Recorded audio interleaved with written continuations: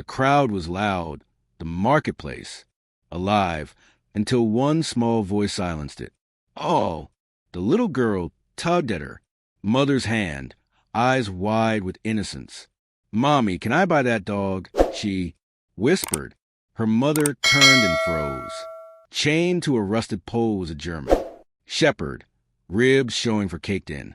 Dirt, head hung low, a torn sign, dangling beside him.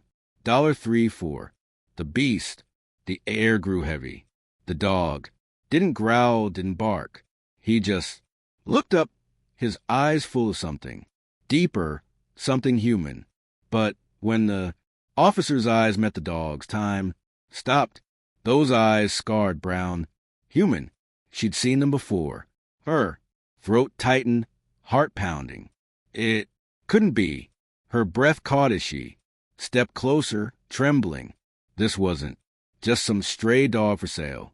It was the same K9, the partner she had buried with her own hands 3 years ago. The one who had once saved her life, and now he was alive.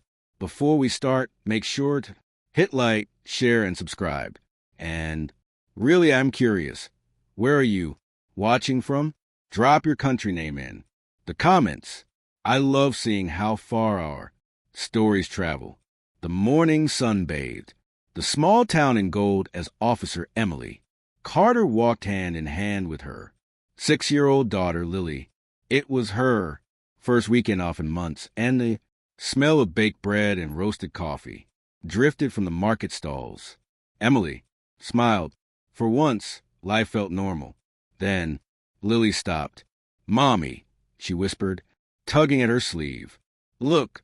Across the street, chained to a rusted lamppost sat a German shepherd, ribs showing for, matted, eyes downcast. A cardboard sign dangled from the pole. $3.34. The beast. Emily's smile faded. Something about the dog, the way it sat, so the sadness in its eyes made her heart tightened. That a few townsfolks stood nearby whispering, "That thing's dangerous." One muttered, "Bit a man last week." But Lily didn't see danger. She saw pain. She pulled at her mother's hand again. "Mommy, can I buy that dog?" Emily froze. Her pulse quickened. Those eyes, deep brown, intelligent, haunted, were the same eyes she'd looked into before. Her throat went dry. It couldn't be, not after all these years. Yet as the dog lifted its head, recognition flickered, and for the first time in 3 years, Officer Emily Carter forgot how to breathe. The world around Emily, blurred as memories she had buried long ago, came rushing back. Rex, her K9 partner, her protector, her best friend. 3 years ago, during a late night hostage rescue, Rex had left. Between her and a live grenade, the explosion tore through the warehouse. She had been thrown clear. But Rex, he never came out. They said his body was never found, but she believed he was gone. Now here he was, chained, filthy, trembling and alive. "Mommy, why are you crying?" Lily asked softly, clutching her mother's arm. Emily knelt, her voice barely a whisper. "Because that dog once saved my life." A nearby shopkeeper glanced over. "Don't touch that beast," he warned. "It's cursed. Bit 3 people already." Emily ignored him, stepping closer. The shepherd's ears flicked his eyes, deep golden, brown locked on hers. "Rex," she breathed for a moment. Silence. Then the faintest movement, his head tilted, tail twitching.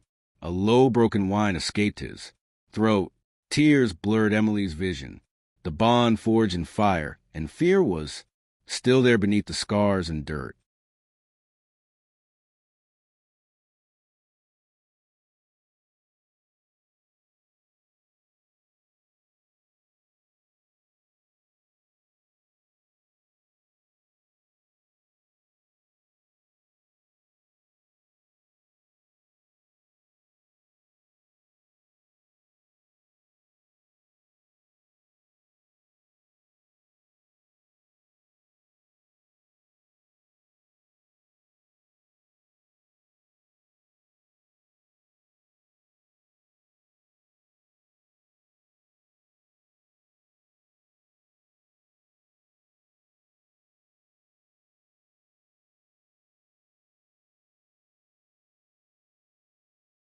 Her partner wasn't a beast.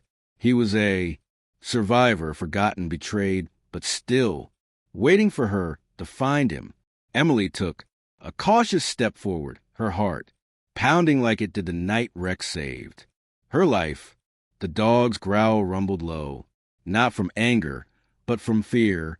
He didn't recognize this new world, these strange faces, or the woman standing before him with trembling hands. "Rex, it's me," she whispered. "It's Emily." The German. Shepard stiffened. His ears flicked, his body tense. Every muscle in Emily's body screamed to reach out, but before she could, Lily moved. The little girl slipped from her mother's grasp and walked toward the chained dog. "It's okay, doggy," she said softly, holding out her tiny hand. "Lily, wait." Emily's voice cracked, but Rex didn't lunge. He didn't bark. He froze slowly. He sniffed Lily's hand, then pressed his nose gently against her palm. The street fell silent. Even the wind seemed to pause. Lily turned, her eyes wide with wonder. "Mommy, he's not bad." Tears filled Emily's eyes as she knelt beside them. "No, sweetheart," she whispered, unhooking the chain, her hands shaking. "He's not." As the rusty collar fell free, Rex stepped closer, pressing his head against Emily's chest the same way he used to after every mission. And in that moment, she knew her partner was home. Emily carried Rex to the local veterinary clinic, her heart pounding faster with every mile. The waiting room fell silent as the battered German. Shepard limped beside her, chained, collar still cutting into his fur. The vet scanned his microchip. The beep was soft, but the result hit like a thunderclap. K9-147. Rex officially declared deceased at Emily's knees. Weakened. "It's really him," she whispered. The vet's face darkened as he explained. After the explosion, someone falsified the records. He was sold to a private owner, and well, it didn't go well. Emily's hands clenched into fists. Someone profited off him after he gave everything for duty. The vet nodded. Multiple fractures, malnutrition, signs of abuse. Yet he's loyal. He survived when most wouldn't. Lily hugged Rex gently, her small voice trembling. "He's not a beast, Mommy. He's a hero." Emily swallowed the lump in her throat. "You're right, sweetheart." That night, Rex refused to stay inside. Instead, he sat guard outside the window, watching the street as if still protecting them. Emily watched from the doorway, the weight of truth pressing down on her. Her lost partner wasn't just a ghost from her past. He was living proof of how far loyalty could endure, even through betrayal. The house was silent that night. Moonlight spilled through the curtains, casting long shadows across the floor. Emily sat by the window, unable to sleep. Rex lay near the door, ears twitching, eyes open, every muscle alert. Then it happened, a sharp crash from downstairs. Emily grabbed her service weapon, heart hammering. "Stay," she whispered. But Rex was already on his feet, a low growl rumbling in his chest. They crept toward the noise, the sound of broken glass, and hurried footsteps. A shadow moved through the kitchen. "Please," Emily shouted, gun raised. "Show your hands." The figure turned and she froze. It was Miller, the same corrupt handler who had once trained Rex. His face was twisted with panic. "You shouldn't have brought him back," he hissed. "He knows too much." Before Emily could react, Miller reached for his gun, but Rex lunged first. The two crashed to the floor, Rex pinning him down, teeth bared, growling with a fury that came from years of pain.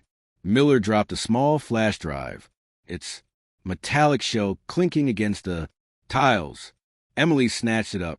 The label Read internal evidence. Case 0472. Her eyes widened. Rex hadn't been guarding himself all this time. He'd been guarding the truth that by sunrise, red and blue lights flashed across the quiet street. Officers swarmed the house, escorting Miller into custody, while detectives examined the flash drive. The data inside revealed